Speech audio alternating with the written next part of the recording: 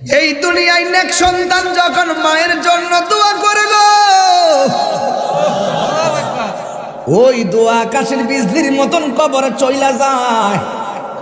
এই জন্য কবরবাসীরা বড় ইতিম। কুয়াশা পড়তেছে, ঠান্ডা মুখে আসতেছে,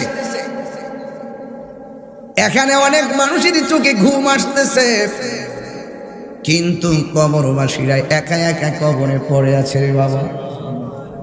সুখে কিনা দুঃখে আছে জানি না, সুখে কিনা দুঃখে আছে আমরা জানি না। এক যুবকের দল, এই জন্য কবর বড় ডেঞ্জারাস। এই কবরে যারা গেছে তারাই জানে কবরটা কেমন রে বাবা। মাটির উপরে গাদ্দারি কইরা কবরে গেলে ফুলের মালা পাওয়া যাবে না। মাটির উপরে আল্লাহর সঙ্গে নাফরমানি কইরা কবরে গেলে ফুলের মালা পাওয়া যাবে না।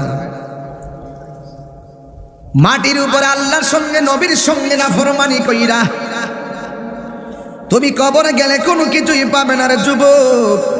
ও যুবকের দল, আমার নবী আপনার নবীর হাদিস একটা মনে হয়ে গেছে। আন আনাসিন রাদিয়াল্লাহু তাআলা আনহু قال قال رسول الله صلى الله عليه وسلم ইন্নাল আবদা ইযা বুদিআ ফি কবরিহি, যখন বান্দাকে তার কবরের মধ্যে রাখা হবে, ওয়া তাওয়াল্লা আনহু আসহাবুহু, যখন কবরবাসীকে কবরে রেখে তার সাথীগণ চলে আসবে, ফিরে আসতে যাইবে, ইন্নাহু লা ইয়াসমাউ কারআনি আলিহিম, তখন ওই কবরবাসী তার সাথীগণের পায়ের আওয়াজ কবর থেকে শুনতে পারবে। আহা, 40 কদম হাঁটিয়া আসিবে স্বজন, মুনকার নকির হাজির হইবে রে তখন। জোরে জোরে কি আল্লাহু আকবার বলা যাবে না? হায় হায়, বলা হচ্ছে ইন্নাহু লা ইয়াসমাউ কারআনি আলিহিম, নিশ্চয়ই কবরবাসী তার আপনজনরা যে কবর থেকে কবর দিয়ে ফিরে আসবে তাদের পায়ের আওয়াজ শুনতে পারবে। আতাহু মালাকানে, তখন ওই কবরের মধ্যে দুইজন ফেরেশতা আসবে। ফায়াকুলানিহি, কবরবাসীকে কবরের মধ্যে বসাবে। ফায়াকুলান, ওই দুইজন ফেরেশতা কবরে বলবে, মা কুনতা তাকুলু ফি হাযা রাজুলি মুহাম্মাদিন সাল্লাল্লাহু আলাইহি ওয়াসাল্লাম, তুমি দুনিয়াতে নবী সম্পর্কে কি বলতে? দেখছেন নি সুন্নিরা কেন নবী নবী করে? সুবহানাল্লাহ। তিনটা প্রশ্নের একটা প্রশ্ন, মূল প্রশ্নই আমার নবী। সুবহানাল্লাহ। হায় হায়, ও মা কুনতা তাকুলু, তুমি কি বলতে? ফি হাযা রাজুলি মুহাম্মদ সাল্লাল্লাহু আলাইহি ওয়াসাল্লাম, নবী সম্পর্কে, মুহাম্মদ সাল্লাল্লাহু আলাইহি সাল্লাম সম্পর্কে দুনিয়ায় তুমি কি বলতে? এখানে কেন বলার কথা বলা হয়েছে জানেন না? আহা, আমার নবীর জাত এবং সিফাত সর্বগুণে জেনে মানার নামই হলো ঈমান। নবীর নিয়া দুনিয়া কি কইতা? আমার দেশের মধ্যে অনেক কাজ্জাব আছে, আমার নবীরে বড় ভাই কয়। কথা বলেন ঠিক কি না? কয় কবরে গেলে জিগাইব নবী সম্পর্কে কি বলতে? ফা আম্মাল মুমিন, যদি কবরবাসীটা মুমিন হয় তখন সে বলে, ফায়াকুলু, সে বলবে, আশহাদু আন্নাহু আবদুল্লাহি ওয়া রাসূলুহু, সে বলবে আমি সাক্ষ্য দিচ্ছি মুহাম্মদ সাল্লাল্লাহু আলাইহি সাল্লাম হলো আল্লাহর বন্ধু এবং আল্লাহর রাসূল। যেই মাত্র এই অর্থই উত্তর দিবে, ফায়ুকালু লাহু, তখন তাকে বলা হবে, আনজুর ইলা মাকাদিকা মিনান নার, তুমি তোমার জায়গা থেকে জাহান্নামের দিকে লক্ষ্য করো। কাদ আবদালাকাল্লাহু বিহি মাকাদান মিনাল জান্নাহ, মানে হলো তুমি যদি আজকের উত্তরটা দিতে না পারতা তোমার জন্য ধার্য ছিল জাহান্নামের আগুন, কিন্তু উত্তর দেওয়ার কারণে আমার আল্লাহ তোমার জন্য জান্নাত বানায়া দিছে। আর বড় করে কোন আল্লাহু আকবার। ভাই বেরাদার আপন জনা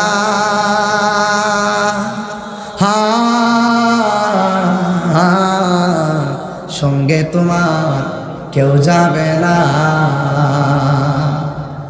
ও তুমি আইসো একা যাইবা একা,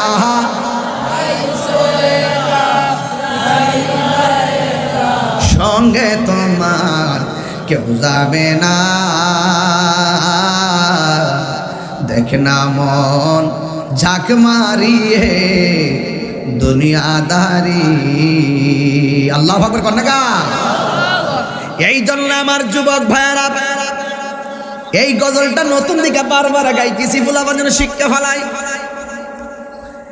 এরপরে কবরবাসী যদি ও আম্মাল মুনাফিক মুনাফিক হয়, আমার সমাজের ভিতরে মুনাফিক আছে না নাই? আরো জোরে বলো আছে না নাই? কবরবাসী যদি ও আম্মাল মুনাফিক ওয়াল কাফের, কবরবাসী যখন মুনাফিক এবং কাফের হবে, ফায়ুকালু লাহু, কবরবাসীকে জিজ্ঞাসা করা হবে মা কুনতা তাকুলু ফি হাযার রাজুল, আমার নবী সম্পর্কে জিজ্ঞাসা করবে এই লোক সম্পর্কে তুমি কি বলতে? ফায়াকুলু, তখন মুনাফিকে উত্তর দিব দুনিয়াতে যেমন মুনাফিকে আমার সামনে এলে আমার কথা, আপনার সামনে গেলে আপনার কথা, কবরে গিয়েও মুনাফিকে বাটপারি উত্তর দিব। সে বলবে লা আদ্রি, আমি জানি না। কুনতু আকুলু মা ইয়াকুলুন নাস, মানুষ যা কইতো আমি তাই কইতাম। মুনাফিক। ফায়ুকালু লাহু, তখন তাকে বলা হবে লা দারাইতু ওয়ালা তালাইতা। এই আমাদের বিবেক আছে না নাই? বিবেক আছে না নাই? আগুনে হাত দিলে হাত ভিজে, ঠিক কিনা? ঠিক বুঝি বিবেক করতে গেলে এটা কিসের বিবেক ওয়ালা মানুষ? মুখ ঘুমাই দিয়েছে সব। তাহলে আবার টান দেন। ভাই বেরাদার আপন জনা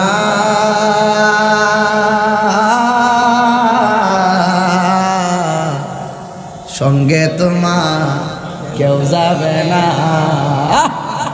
ও তুই আইসো একা, আইসো একা যাইবা একা, সঙ্গে তোমার কেউ যাবে না। দেখ না মন ঝাঁক মারিয়ে দুনিয়াদারি।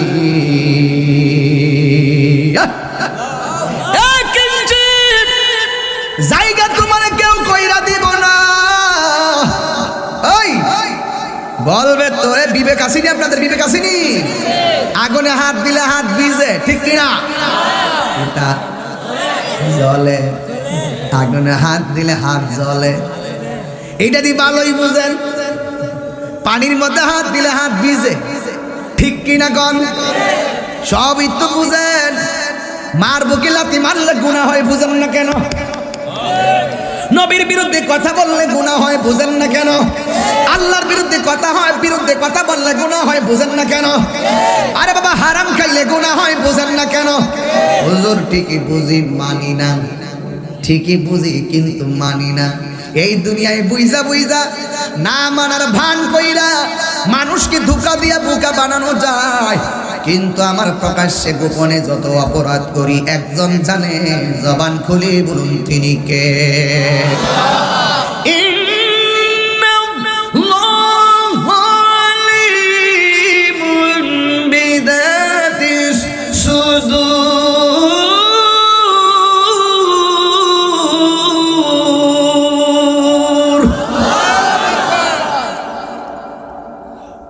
কষ্ট হইতেছে আপনারা?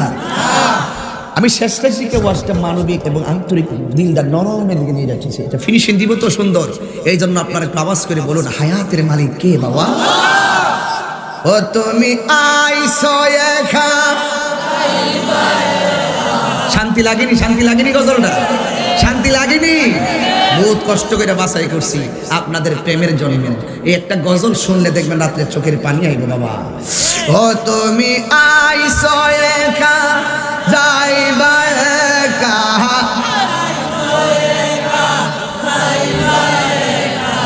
সঙ্গে তোমার কেউ যাবে না।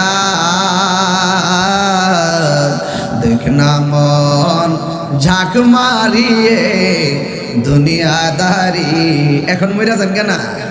এখন মরেন, দেখেন না মৃত্যুর সময় কষ্ট হইলে এই কষ্টের ভাগ আপনার পোলা নিত না। কবরে শোয়াই দিয়াই না, কবরে কষ্ট হইলে এই কষ্টের ভাগ আপনার পোলা নিত না।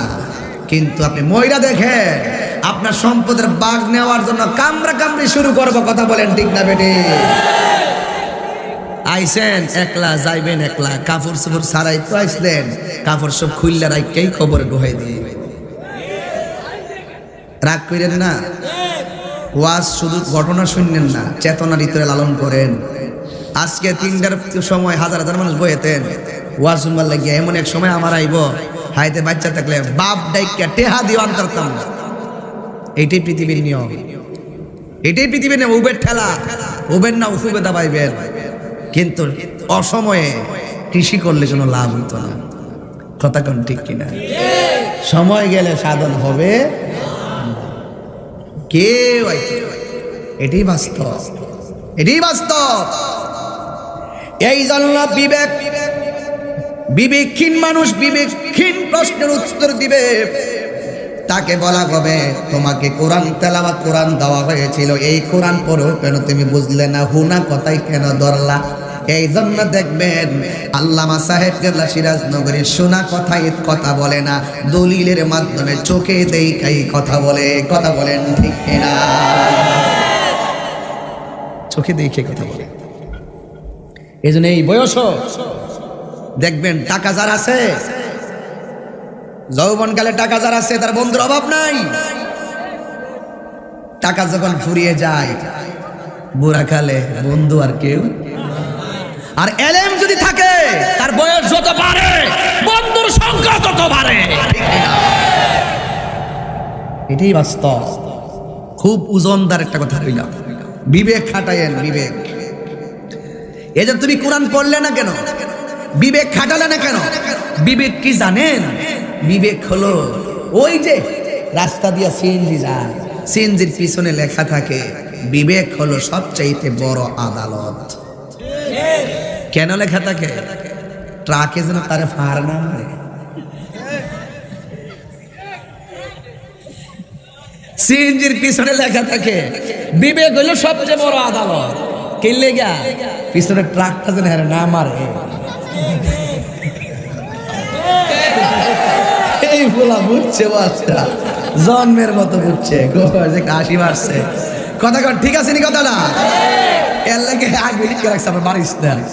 আমি ছোট, আমাকে ধাক্কা দিবেন না।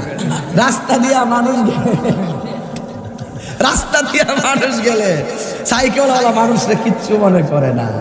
রাস্তা দিয়া সাইকেল গেলে অটোওয়ালা কিচ্ছু মনে করে না। রাস্তা দিয়া অটো গেলে সিএনজিওয়ালা হালা পালাই দেয়। রাস্তা দিয়া সিএনজি গেলে প্রাইভেট কার কিচ্ছু মনে করে না। রাস্তা দিয়া প্রাইভেট কার গেলে বাসওয়ালা কিচ্ছু মনে করে না। আমার প্রিমিয় গাড়ি যখন যা, বাসওয়ালা কয় এই বামে প্লাস্টিক। এত লাখ টাকার গাড়ি, এতে প্লাস্টিকের সই লাগে।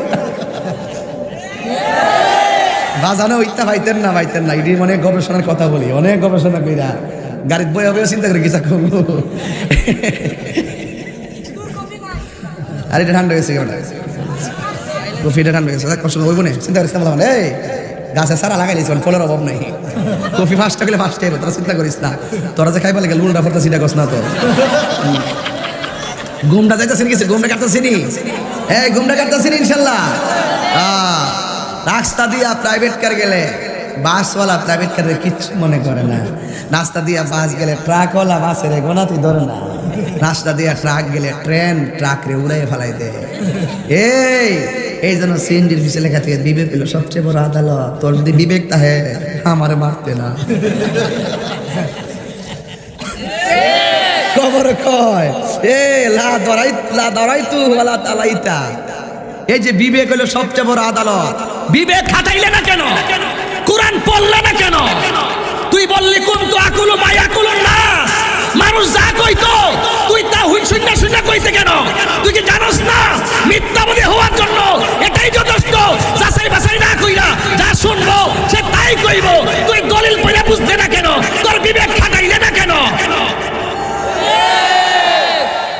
ওয়ায়ুদ্রাবু বিমাতারিকি মিন হাদিদিন দরবাতান, লোহার হাতুড়ি দিয়া লোহা দিয়া তার বাইরানোর ব্যবস্থা হয়ে যাবে কবরের ভিতরে। ফায়াসিহু সাইহাতান ইয়াসমাউহা মায়ালিহি, তার কান্নার আওয়াজ জড়বস্তু, জীব, জানোয়ার, যত ধরনের পশু পাখি, যত ধরনের গৃহপালিত পশু সব শুনবে। গায়রা সাকালাইন, দুইটা জাতি শুনবে না, একটা হলো মানুষ আরেকটা হলো জিন। এই মানুষ এবং জিন ছাড়া যত প্রাণী আছে সবাই তার কবরে লোহার বাড়ির কান্নার আওয়াজ শুনবে, কিন্তু সেদিন সময় গেলে সাধন হবে। এখন কবরে যাওয়ার আগেই মুমিন হয়ে যাইতে, কি হয়ে যাইতে? মুনাফিক হয়ে গেলে বাড়ি আসেনি, কথা কোনা বাড়ি আসেনি। তাহলে ওয়াদা করেন আজকে থেকে কি মুনাফিকি করবেন? মাটির উপরে ভালো কাজ করে গেলে মাটি নিচে ভালো কিছু পাবেন। এখানে কবর যদি ভালো কিছু পান, হাসরের মাঠে ভালো কিছু পাবেন। রাসূল বলছেন, আমি যখন মেরাজে গেলাম, আমি অনেক আযাবের স্বরূপ আমার সামনে উন্মোচন করা হয়েছে। আমি দেখেছি সব চাইতে বেশি আযাব হলো কবরের আযাব। কিসের আযাব? তাইলে আজকে দিকে কি মুমিন হয়ে চলবেন নাকি মুনাফিক হয়ে চলবেন? কি হয়ে চলবেন? মুমিন হয়ে চলবেন। দেখেন কবর আযাব থেকে আল্লাহ পাকের হাবিব কত ভাবে উম্মতকে রক্ষা করার জন্য আল্লাহ থেকে কন্টাক্ট করেছেন, আল্লাহ থেকে ফয়সালা নিয়ে এসেছেন।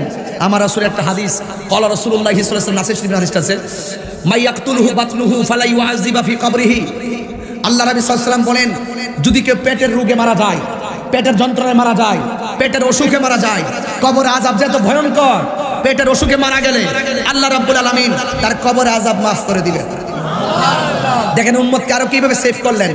عن عبد الله بن عمر رضي الله عنه قال قال رسول الله صلى الله عليه وسلم ما من مسلم يموت يوم الجمعة أو ليلة الجمعة إلا وقاه الله فتنة القبر।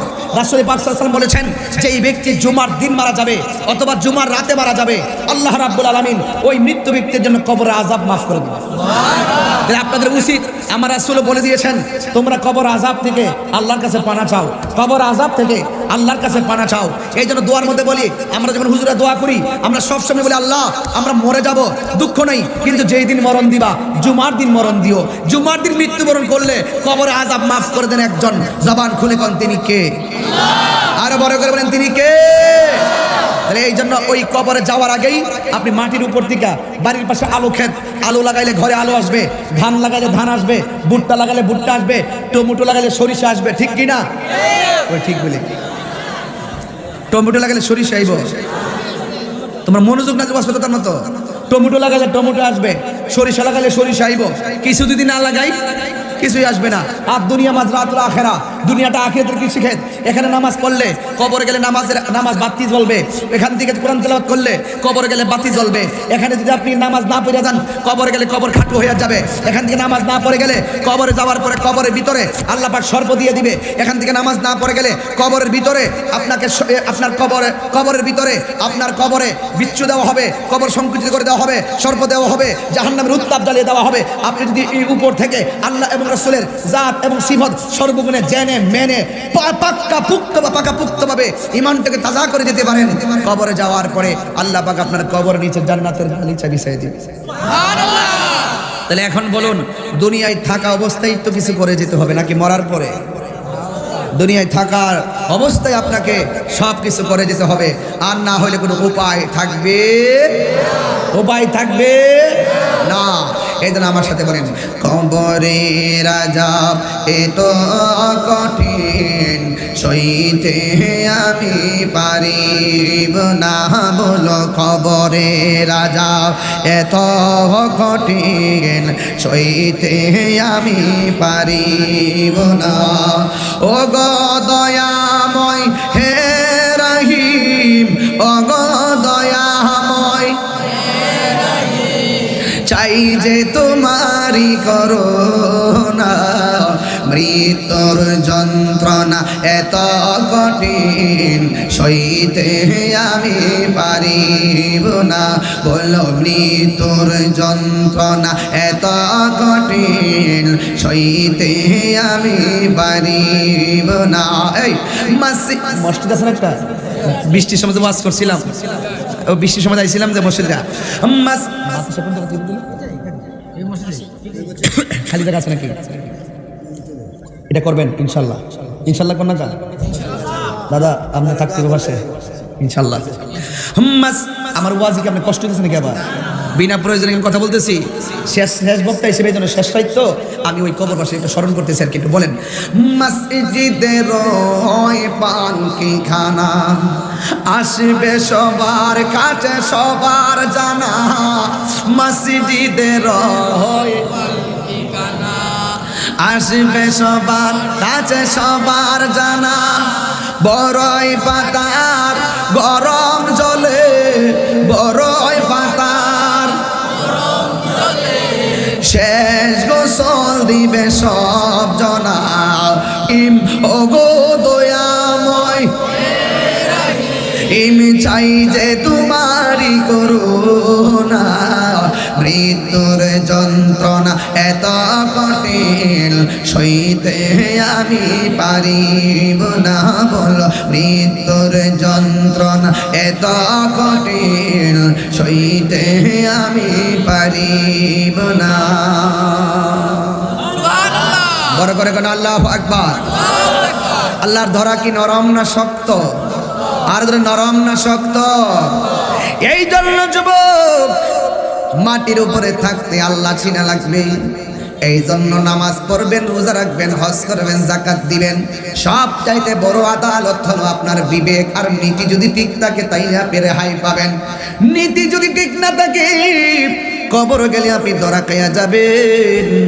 একটা কথা মনে রাখবেন, আলা লা ঈমান আলিমান লা মুহাব্বাত আলা, যার অন্তরে আমার নবীর মোহব্বত নাই তার ঈমান নাই, যার ঈমান নাই তার আমলের কোনো দাম নাই। কথা বলেন ঠিক কিনা? এই জন্য যুবকের দল মানুষকে ধোঁকা দিয়ে বোকা বানানো যায়। এক ব্যক্তি মারা গেল, তার কবর করা হয়, প্রত্যেকটা কবরের মধ্যে শুধু সাপ দেখা যায়। সাপ কি আশীর্বাদের শব্দ নাকি ভয়ঙ্কর শব্দ? আরো যখন কিসের শব্দ? কবর করে শেষ দেখি কবরে সাপ দেখা যায়। কুদাল্লারা কই সর্বনাশ, এই লোকটা তো জীবনে নামাজ ছাড়ে নাই, এই লোকটা তো রোজা ছাড়ে নাই, ভালো একটা ব্যবসায়ী। এই লোকটার কবরে দিলেই শুধুমাত্র সাপ দেখা যায়, কারণটা কি? ঠিক আছে, এই কবরটা বাদ দিল, দিয়া আর একটা কবর করলো। ওই কবরটার ভিতরে কবর করা শেষ হয়ে গেল, আর তাকায় দেখতেছেন ওই কবরের ভিতরেও সাপ দেখা যায়। এবার তৃতীয় আরেকটা কবর করলো, ওই কবরের ভিতরেও সাপ দেখা যায়। আপনারা জবান খুলে বলেন, আল্লাহর ধরা কি নরম না শক্ত? এই কবর এমন একটা ঘর, নবীর প্রিয় সাহাবী উসমান যুন্নুরাইন রাদিয়াল্লাহু তাআলা আনহু জান্নাতের শুভ সংবাদ প্রাপ্ত, যার কাছে আমার নবীর দুইটা মেয়ে বিয়ে দিয়েছেন। নবী বলছেন, আমার যদি আরো একাধিক মেয়ে থাকতো আমি উসমানের কাছে বিয়ে দিতাম। জান্নাতের টিকিট প্রাপ্ত উসমান সব জায়গায় গেলে মনটা ফুরফুরে আসে, কিন্তু একটা জায়গায় গেলে চোখের পানি ফালাইয়া কান্দে। ওই জায়গার নাম হলো কবর। জিজ্ঞাসা করা হলো, উসমান সব জায়গায় গেলে আপনি আনন্দে, কবর গেলে কেন আপনি এমন ভাবে কান্দেন? উসমান যুন্নুরাইন রাদিয়াল্লাহু তাআলা আনহু বলেন, আমার নবী বলেছেন এই কবরটা হলো আখিরাতের প্রথম মঞ্জিল। এই কবরটা যার ভালো হবে আখিরাত তার ভালো হয়ে যাবে। এই জন্য যুবক, এই কবর বড় ভয়ঙ্কর জায়গা। কবর করা হলো দুইটা, একাধিক কবর করা হলো। সব কবরের ভিতরে শুধু সর্প দেখা যায়। এরপরে কোদাল দিয়ে যারা কবর করলো, কত কবর করবে আর কত সাপ দেখবে। এরপরে তারা একজন বুজুর্গের কাছে চলে গেল, যাইয়া ডাক দিয়া বলে, ও আল্লাহর বন্ধু, এই লোকটা মারা গিয়েছে, লোকটা বড় আবেদার সোয়াবের ছিল, কিন্তু লোকটা মারা যাওয়ার পর আমরা কবর করলে কবর কইরা শেষ করি, হঠাৎ করে দেখি কবর দিক দিয়া সাপে উকি মারে, কিন্তু আমরা বড় ভয় পেয়ে যাচ্ছি, এখন তার দাফন করব কেমনে? ওই আল্লাহর বন্ধু ডাক দিয়া কয়, ও কোদাল দিয়া যারা মাটি কেটেছো, তোমরা এখন যাইয়া কবর করবা, সাপ থাকলেও এ সহকারে তাকে দাফন করা লাগবে। এই কথা বলার পরে কবর করা হলো। যেই মাত্র কবর করা হলো, ওই মুহূর্তে কবর করা শেষ হয়ে গেল। আর কবর করছে ভালো কথা, লাশটা যখন নিয়ে গেল, লাশটা দেওয়ার মুহূর্তে তাকায় দেখতেছেন কবরের ভিতরে সাপ দেখা যায়। কথা মোতাবেক সাপ সহকারে তারা দাফন দিয়ে মাটি চাপা দেয়। কিন্তু এলাকার মানুষ পারস্পরিকভাবে বলা বলে শুরু করলো, লোকটারে জীবনে নামাজ কাজা করতে দেখি নাই, লোকটারে কোনোদিন মিথ্যা কথা বলতে শুনি নাই, লোকটারে কোনোদিন ঝগড়া করতে দেখি নাই। এই লোকটা ব্যবসা করতো, এমন ভাবে ব্যবসা করতো, তারে 2 নম্বরই করতো দেখি নাই। কিন্তু লোকটা কেন কবরে দেওয়ার আগে সাপ চলে আসলো? সবার মনের ভিতরে জল্পনা কল্পনা চলে এসেছে। যখন এই অবস্থা, ওই মুহূর্তে একজন আরেকজনের বলা বলি করে, কারণটা কি? আরেকজন ডাক দিয়া বলে, আমরা বাহিরে দেখছি লোকটা ভালো, ভিতরেও তো লোকটা খারাপ থাকতে পারে, হয়তো আমাদের চোখে ধরা পড়ে নাই। আমার মনে হয় যার সঙ্গে তার ঘর সংসার হয়েছে তার স্ত্রীকে ঘটনাটা খুলনা জিজ্ঞাসা করার দরকার। তোমার স্বামীর কবরে যেখানে দিয়েছে সাপ দেখা যায়, কিন্তু আমরা শেষ পর্যন্ত সাপ সহকারে তাকে দাফন করে দিলাম। এখন আমরা তো দেখেছি তোমার স্বামী ভালো, কিন্তু তুমি এমন কিছু জানোনি যে এই অভ্যাসের বদ অভ্যাসের কারণে তোমার স্বামীর কবরের মধ্যে সাপ আসতে পারে। বন্ধুরে আমার,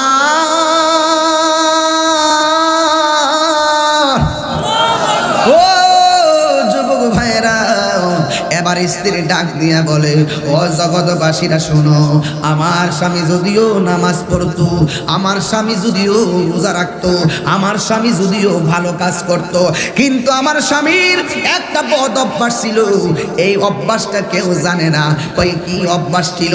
ওই আমার স্বামী ব্যবসা করত, ওই ব্যবসার মালের সঙ্গে কংক্রিট মিশায়া বিক্রি করত, পাথর মিশ্রিত কইরা বিক্রি কইরা ওজন বাড়াইতো। আমার চোখেই দেখা এই একটা দোষ আমার স্বামীর মধ্যে ছিল। আমি 1000 বার বলতাম এইভাবে যেন ব্যবসা না করে। আমার মনে হয় আমার স্বামীটা মানুষকে ফাঁকি দেওয়ার কারণে আমার স্বামী কবরে যাওয়ার আগে হয়তো ধরা খেয়ে গেছে। চিৎকার মাইরা কি আল্লাহু আকবার বলা যাবে না? আমি বলতে চেয়েছি, দুনিয়ায় থাইকা যদি তুমি 2 নম্বরই করো, কবরের ভিতরে গেলে শান্তি পাবে না। আর দুনিয়ায় থাইকা যদি তুমি আল্লাহর বিধান মানো, নবীর বিধান মানো, তো সূরা কোরআন সুন্নাহ মতো চলো, তাইলে ওই কবরে গেলে তোমার চিন্তা করা লাগবে না। ওই কবরটাকে ফুলের বাগান বানায়া দিবে কে? আর বড় করে বলেন, দিয়ে দিবেন কে? এই জন্য যুবক বাইরারি, ও বন্ধুরা, কবরের মানুষগুলা কিভাবে যে হাউ মাউ করে। মানুষ যদি কবরের আযাবের আওয়াজগুলা শুনতো, একটা মানুষ এলাকায় ঘুমাইতে পারতো না।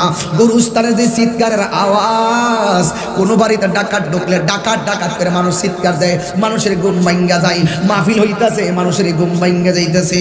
মানুষের আওয়াজ শুনা শুনা কি যেন হইতেছে, ঝগড়া হইলে কি আওয়াজ। এই কবরের ভিতরে এক হাত দূরে দূরে কবর, কে অনেকে সুরে, বিভিন্ন জন বিভিন্ন সুরে হাউ মাউ করে কাঁদতেছে।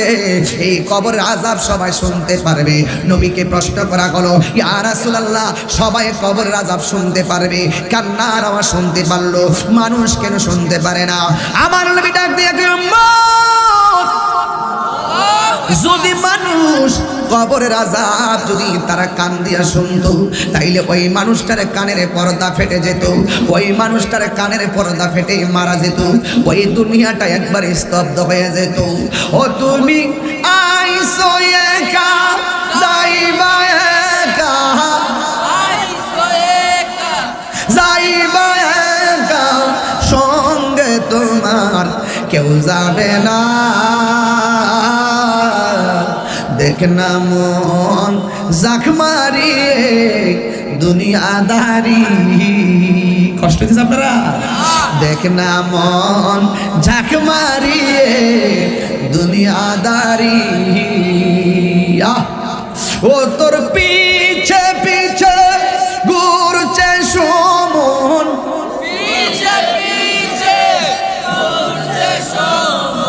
কোন দিন জানি তোর হবে সমন জারি। দেখ না মন ঝাঁক মারিয়ে দুনিয়াদারি, দেখ না মন ঝাঁক মারিয়ে দুনিয়াদারি। ও যুবক, কি দিয়ে আমি বুঝাইলাম কবর কত ভয়ঙ্কর জিনিস। শুধুমাত্র তাই নয়, আমার নবী আপনার নবী বলেছেন এই কবরের মানুষ যখন চিৎকার মাইরা কথা কয়, আমি তো কথা বলতে পারতাম না, এখন তো আমার একটা গভীর প্রত্যেকটা মিনিট মিনিট হিসাব চলতেছে। আমাদের 57টা মিনিট চলে গেছে, এখন যে ওয়াজ করবো মাইক দোষে 57 মিনিট হয়ে গেছে, মনে হয়েছে যেন 4 মিনিট হয়েছে। প্রেমের সময় কি নিয়ে বোঝা যায় কিছু? কোন হাতে গড়ি কাটা যায়, খেয়াল করা যায়? আপনি খেয়াল করছেন না 2টা 8 মাইক ধরছি, এখন 3টা 1 বাজে। আপনি কি মনে করতেছেন? আরে বাড়ি যাবেন না, ঘুমাই থাকবেন, আমার বাড়ি যাওয়া লাগবো, ঠিক আছে তো? এই যে 1টা ঘন্টা চলে গেছে, 1 ঘন্টার দাম কত? আইসিইউ তো ঢুকলে বোঝা যায়। কথা বলেন, কথা বলেন। 1টা ঘন্টা শ্বাসের কি মূল্য? আল্লাহর দেওয়া বাতাস খাইতেছি, কোনো বিল দেওয়া লাগে না। নদীর পরে বাতাস খাইতেছি, বিল দেওয়া লাগে না। পল্লী বিদ্যুতের ফ্যান ঘুরলে, আইসিইউতে ঢুকলে বান্দা নাফরমানের গোষ্ঠী বিপদে পড়লে বোঝা যায়। এই ফাউডা দিতেছে, ফাউডা ওসুল হয়ে গেলে বোঝা যায়, চোখটা গেলে বোঝা যায়, মুখটা বাঁকা হয়ে গেলে বোঝা যায়, হাতটা ওসুল হয়ে গেলে বোঝা যায়। আরে সুখে রাখলো আল্লাহ, সুখে রাখলো আল্লাহ, দুঃখে রাখলো আল্লাহ, ভালো রাখলো আল্লাহ, মন্দ রাখলো আল্লাহ, ভালো স্বাস্থ্যে আল্লাহ, কুস্বাস্থ্যে আল্লাহ, মন্দ রাখলো আল্লাহ, যেভাবে রাখে শুধু আল্লাহ আল্লাহ আল্লাহ। আরে সুখে রাখলো আল্লাহ, দুঃখে রাখলো আল্লাহ, সুস্থ রাখলো আল্লাহ, অসুস্থ রাখলো আল্লাহ, গরিব হলো আল্লাহ, গণিক হলো আল্লাহ, মধ্যবিত্ত হলো আল্লাহ, অ্যাক্সিডেন্ট করে বললো আল্লাহ, বাঁচাই রাখলো আল্লাহ। আলহামদুলিল্লাহ আলা কুল্লি হাল। ও আল্লাহ, ও আল্লাহ, তুমি যেইভাবে রাখো আমরা সেইভাবে খুশি, সেইভাবে খুশি। তুমি যেমন রাখো সেইভাবে খুশি, ঠিক কি না বলে? আল্লাহু আকবার, নারে সালাত ইয়া রাসূলুল্লাহ, আলা সিলাতে ফাই জামাত জিন্দাবাদ জিন্দাবাদ, আলা সিলাতে ফাই জামাত জিন্দাবাদ জিন্দাবাদ, আল কোরআনের আলো করে করে চালো, আল হাদিসের আলো করে করে চালো, হযরত মাওলানা পীর মুফতি গিয়াসউদ্দিন সাহি সাহেব জিন্দাবাদ জিন্দাবাদ, তাকবীর। আল্লাহু আকবার। বলেন তো আমি কি বাড়ি কিছু বললাম? না। সর্বাবস্থায় প্রশংসা কার? আল্লাহ। আরো জোরে আল্লাহ, আরো জোরে আল্লাহ। সেই মালিককে কেমনে আমরা শুকরিয়া আদায় করি? মালিক বলছে, মালিক বান্দারে, ও বান্দা, তোরা ফাইজা কুদিয়াতিস সালাত ফান্তাশিরু ফিল আরদ, তোরা নামাজ আদায় কর, জমিনে বিচরণ কর। তার মাঝে মাঝে আয় একটা হাজিরা দিবি, আমি যে তোরে বানাইছি। আলহামদুলিল্লাহি রাব্বিল আলামিন, আর রহমানির রহিম, মালিক ইয়াউমিদ্দিন, ইয়্যাকা না'বুদু ওয়া ইয়্যাকা নাস্তাঈন, ইহদিনাস সিরাতাল মুস্তাকিম, সিরাতাল লাযীনা আন'আমতা আলাইহিম গায়রিল মাগদুবি আলাইহিম